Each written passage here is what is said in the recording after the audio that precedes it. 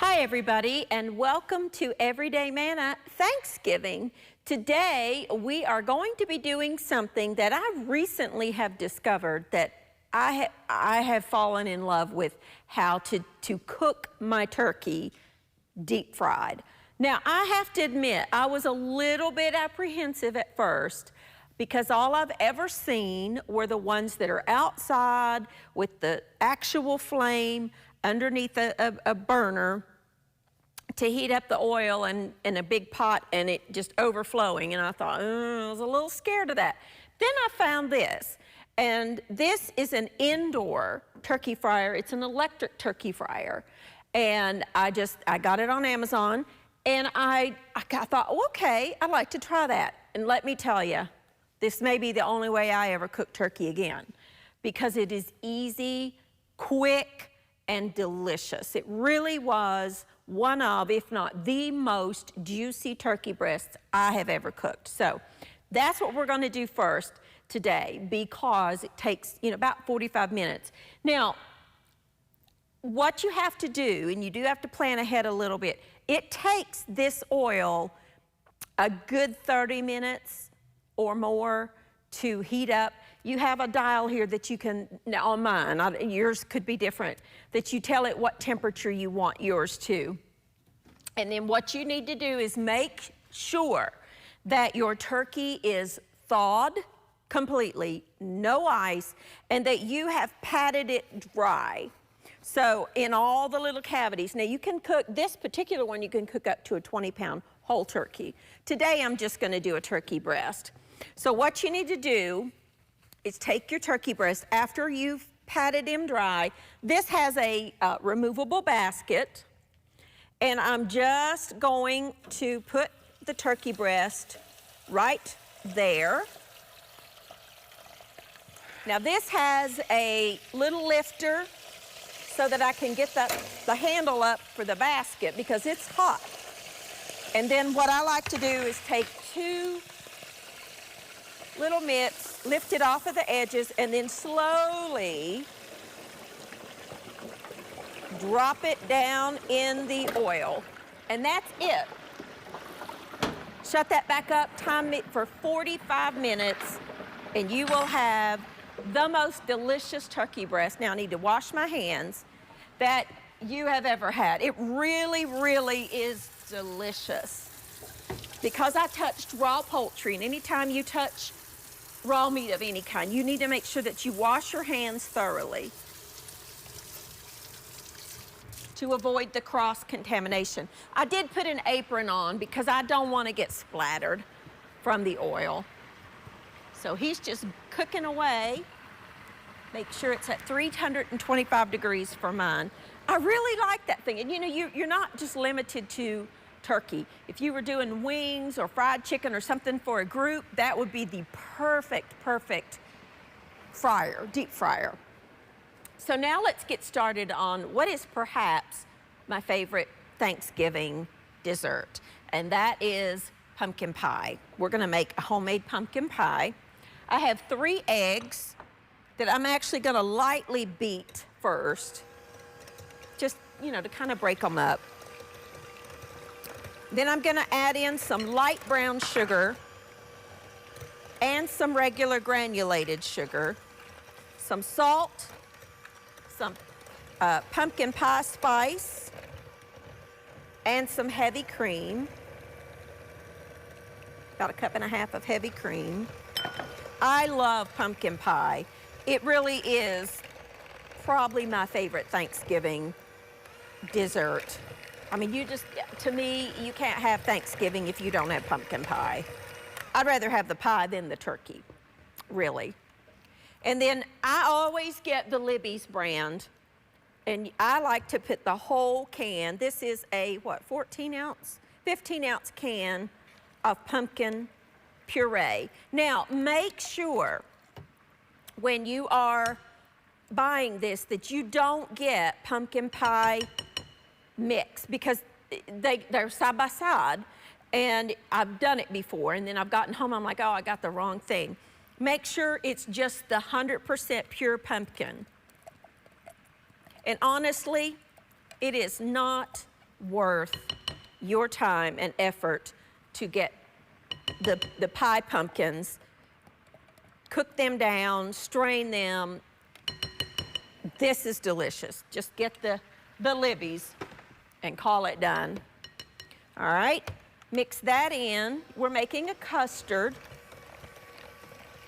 I like to beat it in with my mixer.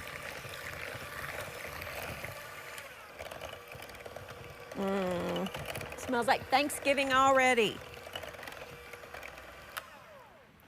That's it. That's all you need to make a homemade pumpkin pie. Now, sometimes, this is where I mix it up. Sometimes I will do a shortbread crust. Sometimes I'll do the traditional flaky pie crust. But recently, I have discovered that the grocery stores sell the pre-made right alongside the graham cracker crusts. The pre-made, they have pecan crust, pie crusts, and walnut pie crust. This happens to be a walnut crust, so I just purchased one of those instead of making my own nut crust. Take your filling and fill up. This will actually make 2 pies, so we'll just reserve this and bake another one. I like to kind of whack it a little bit just to kind of release those air bubbles. This goes into a 350-degree oven. Let's go back here for about 45 minutes. Right in the center. And then once it's done, you can, just let it cool. That can be made, obviously, a day or 2 ahead of time. And, this recipe makes enough for 2. So if you wanted to do one traditional crust and then one, the walnut crust, or if you're like me and you eat low carb, you could even make an almond crust. Although that nut crust is not bad on carbs either. So we'll just reserve that and bake another pie. Those are just 2 quick, easy beginnings to your meal. I'm gonna take a quick break. I'm gonna clean up my mess here. That's cooking away. You should hear it bubbling away. That's baking. When I come back, we're gonna get started on our stuffing. I'll be back in just a minute.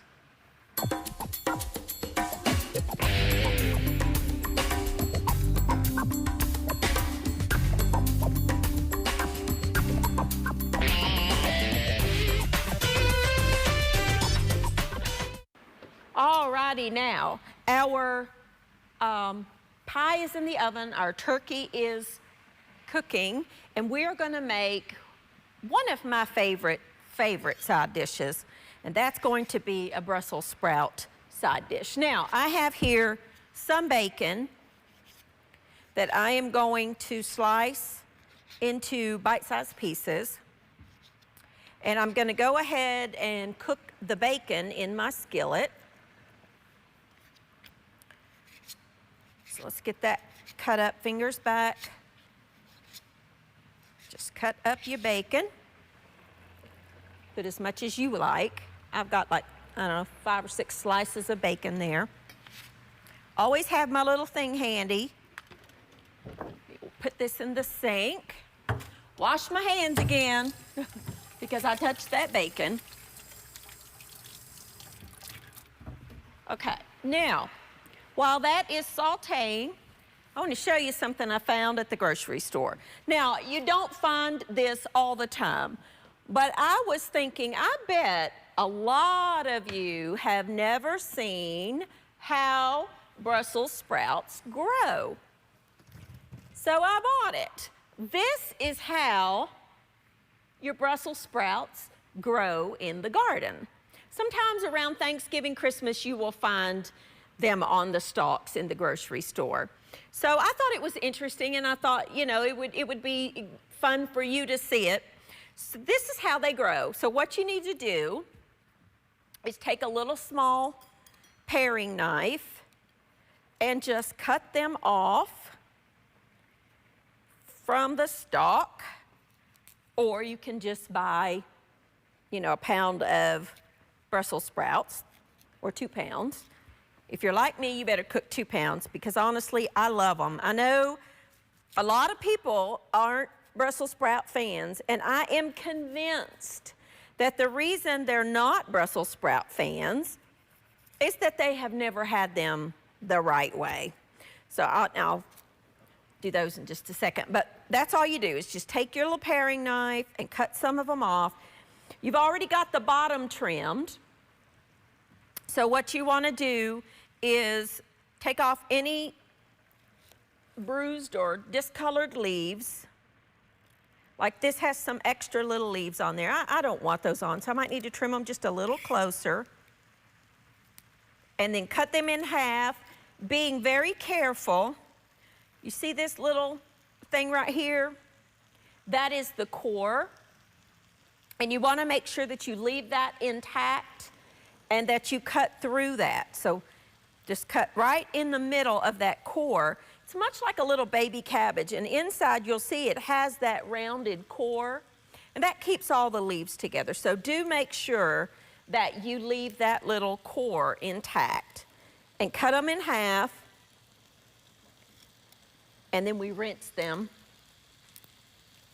So I'm going to take just a quick little break here. I'm going to finish trimming these up. Not going to do anything else but stir my bacon, and I'll show you how we get this dish going in just a minute.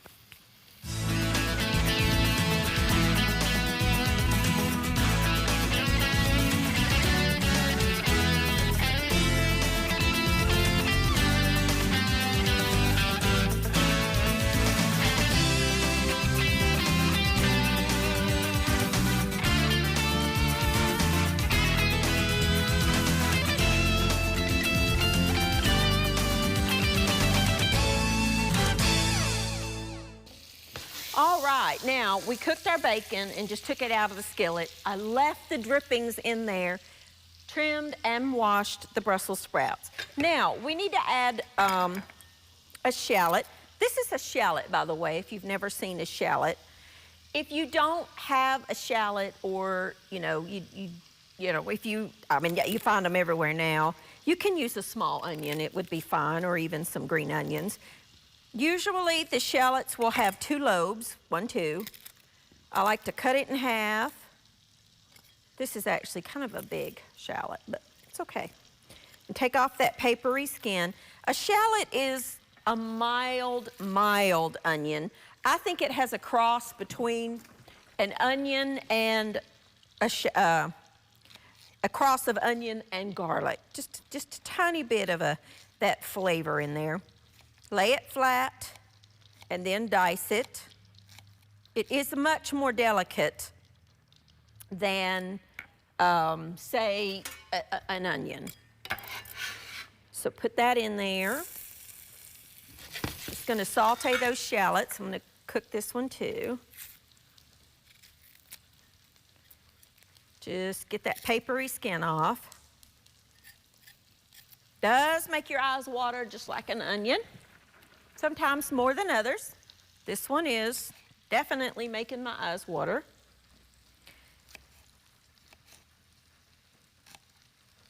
Slippery little thing. There we go. I like the delicate flavor. Oh, my eyes, they're watering.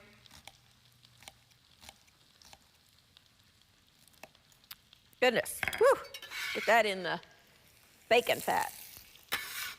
All right, we're just sauteing these shallots. We're gonna add a little bit of salt and pepper, and then our Brussels sprouts. Stand back because they do still have a little bit of water on them.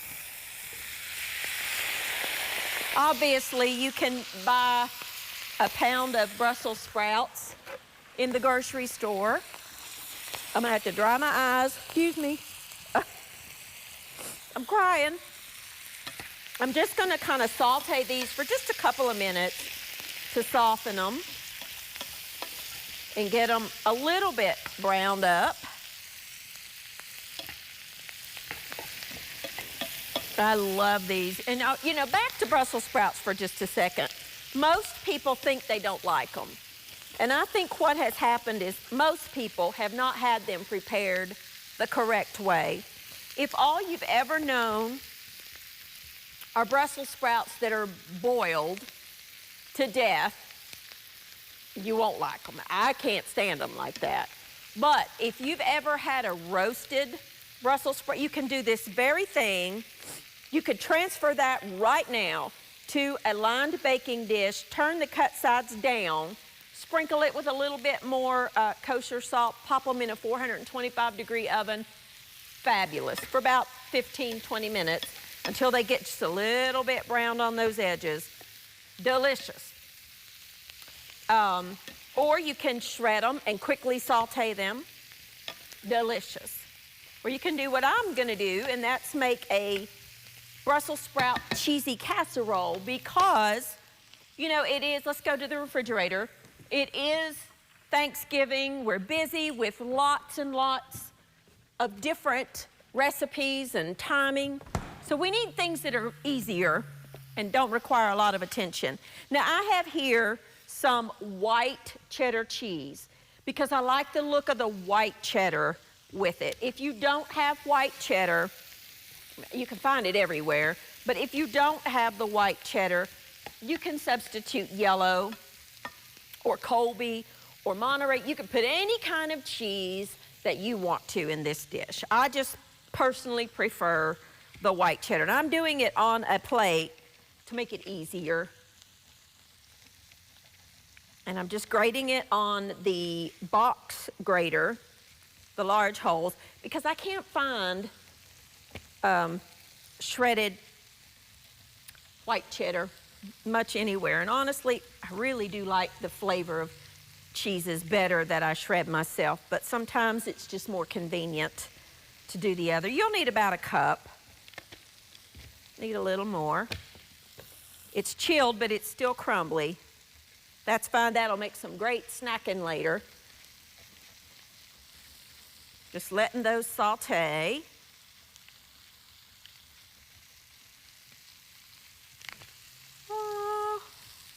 Little more. Not rocket science. You do as much as you want. That'll be good. Okay. Now, put that over there. I also have some grated Parmesan because that's my favorite cheese, and it puts a beautiful crust over top of our Brussels sprouts. Now, the reason that I like to do this is that, you see that little bit of a golden, beautiful, just, so delicious. I absolutely love these things. I'm telling you, they are so good. You will need a baking dish that I'm gonna spray because I don't want anything to stick. We're gonna add some heavy cream. That's gonna add some richness, and it's gonna help us to form a sauce. Not much, just about maybe 3/4 of a cup for a couple of pounds of Brussels sprouts. Then we're gonna add our cheese that we just grated. Now do you see why I did it on a plate? So much easier. Stir that all together. You can turn your stove off, your eye off. Mix that. Okie doke. Then what you want to do is take your dish or your skillet, put it in your dish, spread them out. Oh, they smell so good. I still like them to have a little bit of texture to them and a little bit of, I want a lot of that green color. We're gonna sprinkle them with our bacon. You can stir this in if you want to. It's fine. I think I might do that. Let's just stir that all together. 375 degrees or 350. If your pie's baking at 350, you can put it right alongside there. You don't have to have 2 ovens. And then I like to top it with just a little bit of Parmesan cheese, grated Parm. This needs to go into the oven for about 15 or 20 minutes until that cheese further melts. The Brussels sprouts kind of soften just a little bit more, and it just is fabulous. This, again, you could get it to this stage the day before Thanksgiving and then do your final bake-off. Just make sure you cover it, put it in the refrigerator, let it set, and then when you're ready to bake it, pull it out. 375 for, if it's chilled, like 30 minutes. Fabulous. So this is one of those that you can totally make ahead. So I'm going to take a break, clean up, pop this in the oven. When I come back, we're going to make our stuffing, and then we get to do the best part, and that's pull that turkey out, carve it, and eat. Everything will be done. We'll be back in just a minute.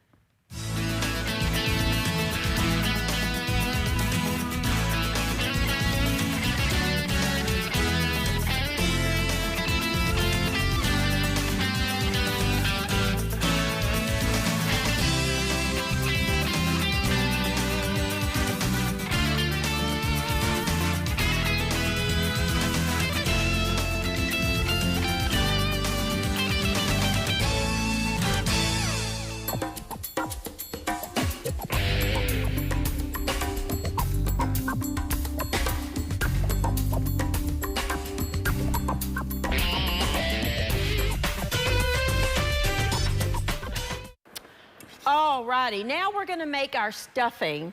I have here just a couple of tablespoons of butter and about half a cup or so of onion that I've chopped, that I've already got sauteed. And I'm going to add an ingredient that you don't see me use very often.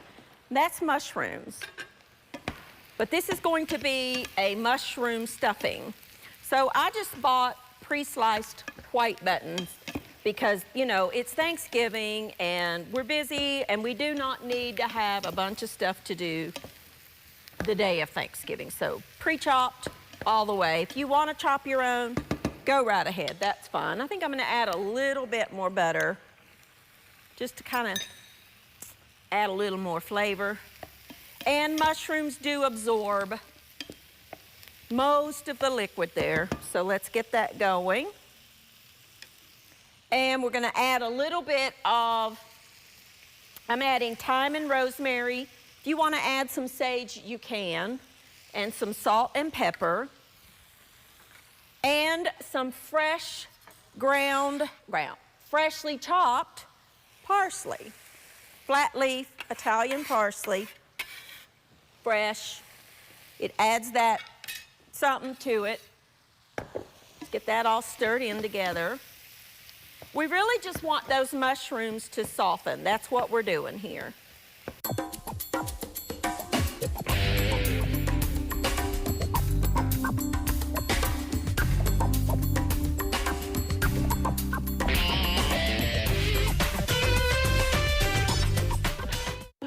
Alrighty, now we just have softened up those mushrooms.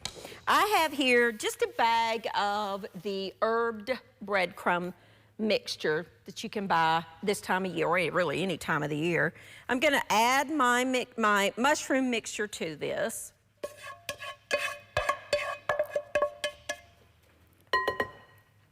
I'm also going to add some chicken broth. Now I have, you know, you could need up to a couple of cups. It really depends on how much moisture the mushrooms and the breadcrumb mixture soak up. You could do this, you know, a day ahead of time. Keep it in the refrigerator, bake it off at the last minute. You could also use cornbread. You could use just your own breadcrumbs. You can use whatever kind of bread mixture that you want. Clean hands, best little tool in the kitchen. And that's really the only way that I think you can tell when you've got enough of your chicken broth in there. Now, pat that down. I like to add just a little drizzle of this over top. 350 degrees for 30 minutes, and you will have a delicious, delicious double mushroom stuffing.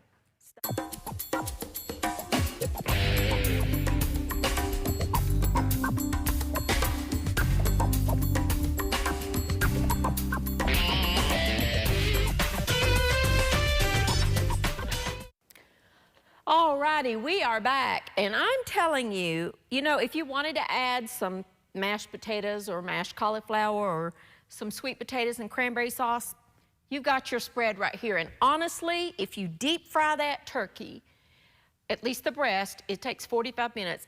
A turkey itself doesn't take more than a whole turkey, probably an hour and a half maybe. You really could have Thanksgiving done start to finish in under 2 hours. So you don't need to spend all day long. This, of course, is our deep fried turkey breast. Now, it needs to set for, you know, like any cut of meat, you need to let it set for, say, 20 minutes or so before you start carving into it. Allow the juices time to redistribute back into the meat. I can't wait to eat that. And the skin is just crispy and golden and beautiful and absolutely delicious. Here is our wonderful Brussels sprout, cheesy Brussels sprout bake. We've got that. I cannot wait to dig into that. They just look absolutely scrumptious. We've got our Brussels sprouts. We've got bacon. We've got some cheddar cheese, heavy cream. We topped it with just a tiny bit of Parmesan just to give that crunch on the top.